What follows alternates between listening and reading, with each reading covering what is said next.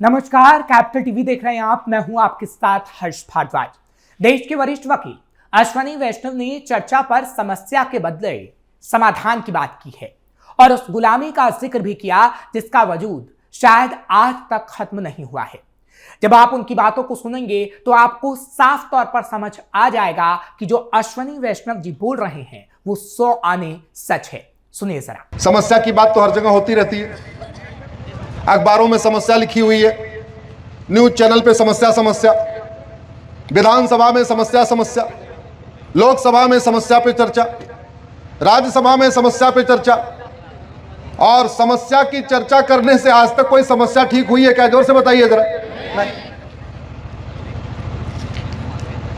हमें क्या करना है, वो करने से पहले हमें यह सोचना पड़ेगा कि हमारे पूर्वजों से गलती क्या हुई। हम इस बात का चिंतन करते हैं कि हम आजाद कैसे हुए, हम इस बात का चिंतन नहीं करते हम गुलाम क्यों हुए। जब तक वो चिंतन नहीं करेंगे गुलाम क्यों हुए और उसका समाधान नहीं ढूंढेंगे तो दोबारा गुलाम होने की संभावना बनी रहेगी। याद रखिए, आपकी तबीयत खराब हुई है, आपको ऊपर से ऐसी कोई दवा देके आपके बीमारी को दबा दिया गया है तो फिर बीमारी हो सकती है। बीमारी तभी परमानेंट ठीक होगी जब बीमारी का मूल कारण आइडेंटिफाई कर लिया जाएगा और बीमारी का अस्थायी समाधान किया जाएगा। हर व्यक्ति अपने अपने हिसाब से कार्य कर रहा है। कुछ लोग गौशाला बना रहे, कुछ लोग गुरुकुल बना रहे, अपने अपने तरीके से सनातन धर्म की सेवा करने की कोशिश सब लोग कर रहे हैं। लेकिन फिर वही बात, पहले तो भारत, पाकिस्तान, बांग्लादेश, अफगानिस्तान में सारे गुरुकुल ही गुरुकुल थे, तो फिर हम गुलाम क्यों हो गए? पहले तो भारत, पाकिस्तान, अफगानिस्तान, बांग्लादेश में सारी गौशाला थी, फिर हम क्यों गुलाम हो गए? एक बार आपको इसको सोचना पड़ेगा। आज मैं नागपुर उतरा तो भगवान की कृपा थी कि मुझे रामटेक में दर्शन करने का सौभाग्य प्राप्त हुआ।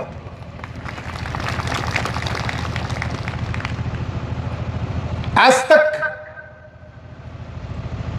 भागवत कथा होती है, लेकिन कथा सुनाने के बाद उस कथा का निष्कर्ष क्या है और भागवत कथा से हमें सीख के करना क्या है, शायद इसके ऊपर चिंतन नहीं होता। राम कथा होती है, लेकिन भगवान श्री राम का अवतार किस लिए हुआ था और पूरे जीवन उन्होंने किया क्या, कहीं न कहीं शायद यह बताने में कमी रह गई है। मेरे साथ बहुत जोर से बोलिए, धर्म की अधर्म का, प्राणियों में विश्व का। इन 4 वाक्यों में से कौन सा कार्य करने के लिए भगवान श्री राम का अवतार हुआ? ध्यान से सोचिए। भगवान श्री राम का अवतार धर्म की जय करने के लिए नहीं हुआ था, भगवान श्री राम का अवतार अधर्म का नाश करने के लिए हुआ था। धर्म की जय के सारे ऋषि मुनि कर ही रहे थे, विश्वामित्र जी कर रहे थे, वशिष्ठ जी कर रहे थे, अगस्त्य मुनि कर रहे थे, सारे कर रहे थे, लेकिन बाधा उनको आ रही थी। किससे बाधा आ रही थी? जोर से बोलिए। राक्षसों से। तब भगवान का राम का अवतार हुआ। और दूसरा, वो तो 4 भाई थे, राम लक्ष्मण को ही क्यों मांगा? भरत शत्रुघ्न के क्यों नहीं मांग लिया? कभी इस पे विचार नहीं हुआ। जितना मेरा छोटा मोटा ज्ञान है, वैसे मैं इंजीनियर हूं, इंजीनियरिंग के बाद मैंने वकालत कर लिया, तो इसलिए मैं कोई कथावाचक नहीं हूं, लेकिन जितना अपने मैं इंजीनियरिंग की बुद्धि उपयोग करके और वकालत की बुद्धि उपयोग करके समझता हूं, तो 4 भाइयों में से भगवान श्री राम को वशिष्ठ विश्वामित्र जी ने इसलिए मांगा होगा क्योंकि सबसे ज्यादा शक्तिशाली वही थे, सबसे ज्यादा आज्ञाकारी वही थे। शेष मैं कथा में नहीं जाऊंगा। और यात्रा देखिए, भगवान श्री राम की यात्रा उत्तर से दक्षिण होती है। अयोध्या से निकलते हैं प्रयाग, प्रयाग से निकलते हैं चित्रकूट, चित्रकूट से निकलते हैं ये जबलपुर होते हुए आपके रामटेक से फिर इंटर करते हैं आंध्रा तेलंगाना से फिर इंटर करते हैं कर्नाटक से इंटर करते हैं तमिलनाडु, फिर समुद्र क्रॉस करके लंका। इस पूरी यात्रा में उन्होंने किया क्या है? केवल और केवल अधर्म का नाश किया है, केवल और केवल युद्ध किया है। 500 बड़े राक्षसों को मारा उन्होंने। उस 14 साल में कितने राक्षसों को मारा? 500। ऐसे ऐसे राक्षस जिसको वहां के लोकल राजा मार ही नहीं पा रहे थे। ऐसा नहीं था कि आपके रामटेक के आसपास, आपके नागपुर के आसपास केवल राक्षस रहते थे, मानव भी रहते थे, लेकिन जो मानव राजा थे वो राक्षसों से लड़ नहीं पा रहे थे, भगवान श्री राम ने आके मारा। ऐसा नहीं कि उस समय कोई राजा नहीं था, राजा थे, लेकिन राक्षस इतने शक्तिशाली थे कि जो लोकल राजा थे वो ऋषियों मुनियों को बचा नहीं पा रहे थे। ऋषियों मुनियों का जो धर्म का कार्य था उसको पूरा नहीं होने दे रहे थे। जो लोकल राजा थे वो अपने राजपाट में इतना व्यस्त थे, या कहिए सत्ताजीवी थे। आज की डेट में उसको ओटजीवी कह लीजिए, उस समय सत्ताजीवी कह लीजिए, कि उस समय राजा अपने सत्ता में इतने व्यस्त थे कि भगवान श्री राम को आना पड़ा और शुरू हुई यात्रा। पूरा 14 साल केवल मारकाट। तो धर्म की जय करना यह समाज का कार्य है, धर्म गुरुओं का कार्य है, ब्राह्मण का कार्य है, क्षत्रिय का कार्य है, वैश्य का कार्य है, सबका कार्य है, दलित का कार्य, सबका कार्य है। और अधर्म का नाश करना किसका कार्य है? जोर से बोलिए। शासक का, राजा का। और अधर्म का नाश किए बिना धर्म की जय नहीं हो सकती। धर्म की जय करने से अधर्म का नाश नहीं होता। अगर धर्म की जय करने से अधर्म का नाश होता तो हमारे पास गुरुकुल था, हमारे पास गौशाला थी, हमारे यहां खूब वेद पुराण पढ़ाया जा रहा था। उस समय न मदरसा था, न मॉन्टेसरी था, न मिशनरी था, न कॉन्वेंट था। पूरे दुनिया में भारत, पाकिस्तान, बांग्लादेश, अफगानिस्तान में क्या था? जोर से बोलिए जरा। गुरुकुल था। तो अगर आपको लगता है कि गुरुकुल खोलने से सनातन बच जाएगा तो फिर पहले क्यों नहीं बचा? आपको लगता है गौशाला खोलने से सनातन बच जाएगा तो फिर पहले तो गौशाला थी, पहले क्यों नहीं बचा? याद रखिए, अधर्म का नाश किए बिना धर्म की जय, और अधर्म का नाश करना ही शासन का कार्य है।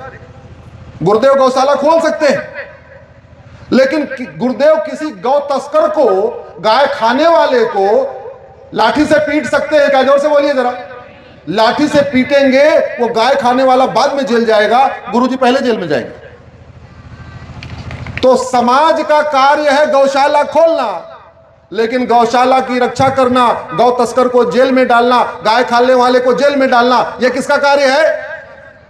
इसलिए एक सिद्धांत को याद रखिए, यह धरती धार्मिक लोगों के लिए है, अधर्मियों के लिए आसमान है। यह धरती किसके लिए है? धार्मिक लोगों के लिए, और अधर्मियों के लिए आसमान है। लेकिन धरती से अधर्मियों को आसमान पे भेजना यह किसका कार्य है? जोर से बोलिए जरा। यह समाज का नहीं, शासक का कार्य है। जिन देशों ने इस सिद्धांत को अपनाया वहां शांति है, समृद्धि है, खुशहाली है, राम राज्य है, समता है, समानता है, समरसता है, अपहरण नहीं है, बलात्कार नहीं है, लव जिहाद नहीं है, धर्मांतरण नहीं है, घुसपैठ नहीं है। और जिन देशों ने इस सिद्धांत को नहीं अपनाया, हमारे सिद्धांत को कि अधर्म का नाश किए बिना धर्म की जय नहीं होती, वहां अराजकता है। श्री राम का अवतार अधर्म का नाश करने के लिए हुआ था, श्री कृष्ण का अवतार अधर्म का नाश करने के लिए हुआ था, भगवान परशुराम का अवतार अधर्म का नाश करने के लिए हुआ था। और अधर्म का नाश किए बिना धर्म की जय नहीं। अधर्म का नाश जरूरी है। चीन ने इस सिद्धांत को अपनाया, विश्व महाशक्ति बन गया, विश्व गुरु बन गया।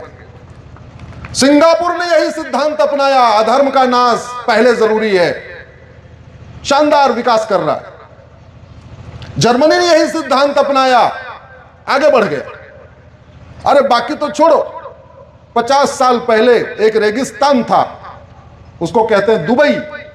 50 साल में उसने यह सिद्धांत अपनाया, अधर्म का नाश पहले जरूरी है। आज देख लिए पूरी दुनिया के लोग वहीं जाके बस रहे हैं। लोग दिल्ली में रहने में डरते हैं, दुबई जाके बस रहे हैं। क्यों? क्योंकि उनको लगता है यहां पे कोई दिक्कत नहीं है, चोरी नहीं होगी, डकैती नहीं होगी, लूट नहीं होगी, झपटमारी नहीं होगी, हमारी बहन बेटियों कोई छेड़ेगा नहीं, हमारे घर में कोई चोरी नहीं करेगा, हमारी चेन स्नैचिंग नहीं होगी, हमारी मोबाइल स्नैचिंग नहीं होगी, हमारी पर्स नहीं छीनेगी, सुरक्षित फील हो रहे हैं। हमने वो काम नहीं किया। बस वही तू मैं, आरोप प्रत्यारोप, नूरा कुश्ती, बतौलेबाजी, तू चोर मैं सिपाही। दुनिया भर सुबह से लेकर शाम तक समाजवाद का जुमला, अंबेडकरवाद का जुमला, लोहियावाद का जुमला, गांधीवाद का जुमला, जुमला जुमला जुमला जुमला जुमला। फिलहाल अब तो आपको समझ में आ गया होगा कि जो उदाहरण अश्वनी वैष्णव जी ने दिए हैं वो किस तरीके से इस बात को साबित कर रहे हैं कि समाधान जरूरी है, सिर्फ चर्चा से कुछ नहीं होने वाला और बदलाव भी बेहद जरूरी है। आपको ये खबर कैसी लगी कमेंट सेक्शन में जरूर बताएं। खबर को लाइक शेयर करें, कैपिटल टीवी को सब्सक्राइब करना मत भूलिएगा।